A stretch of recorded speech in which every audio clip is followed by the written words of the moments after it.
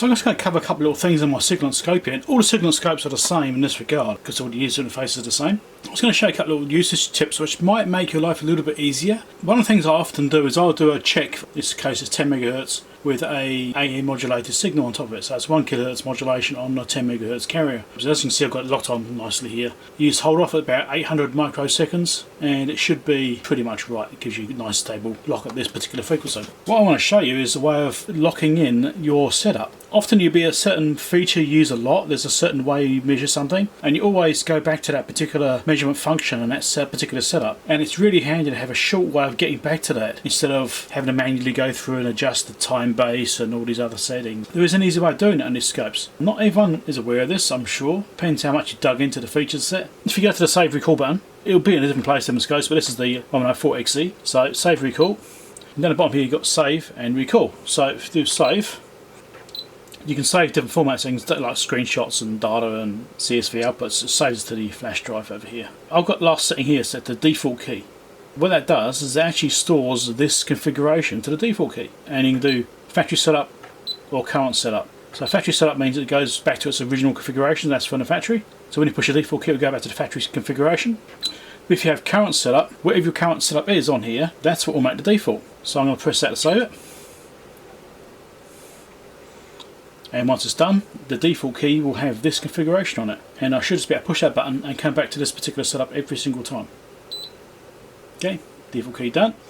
Get out of here. So let's play with some settings. Let's turn this down, change the time base, a few other things like that. Alright, turn measurements off. So there we go. Now it's just a mess. Not what you want. Turn triggering off as well. It's going to be different. So if I now come over here and push the default key, it should return it back to what I had.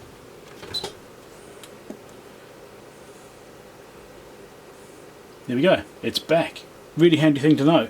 So if you ever want to make sure you go back to a certain known state, you can set this up how you want it, save it to the default key, and then you can go straight back to it every time. Another handy thing to know about is the way it handles the center position for the trigger point. So right now the arrow up here is showing the trigger point here vertically. It's triggering just at that point there, which is fine.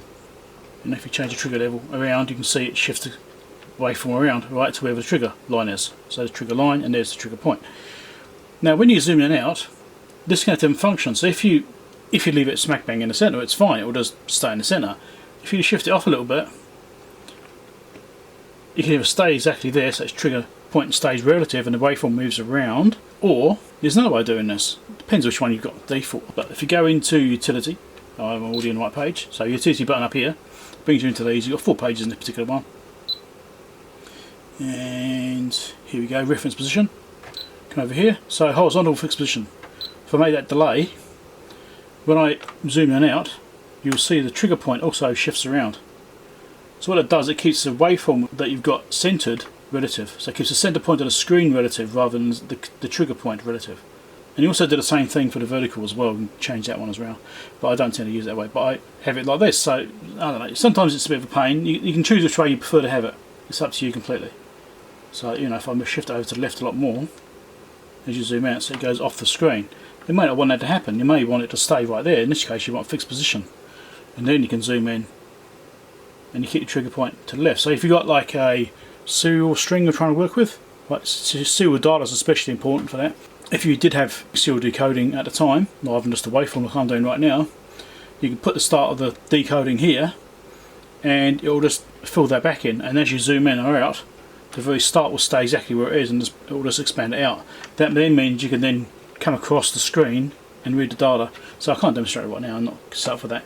I thought it might be interesting as well. Now this is so much was suggested to me by Rob from Tapaki Technologies. He's a Siglent dealer in New Zealand. He said these 2 features aren't really covered very well anywhere. So he asked me a couple of months ago now if I was actually interested in making this video. I said yeah, okay. Sounds like an interesting thing to cover. A couple of unused features which people don't generally probably understand very well. And I've used them from time to time. You know, I thought I'd just show it. It's pretty cool. When you push that button there, it will centre it. So there we go. That's that one. If there's any other features in particular you want to know about, maybe I'll do a video on it. Anything I haven't really covered in my previous videos or my reviews, that sort of stuff, let me know. I might be able to do a little follow-up video. So don't forget to subscribe, click the bell icon, give us a thumbs up if you like the video, and I'll catch you next time. Bye.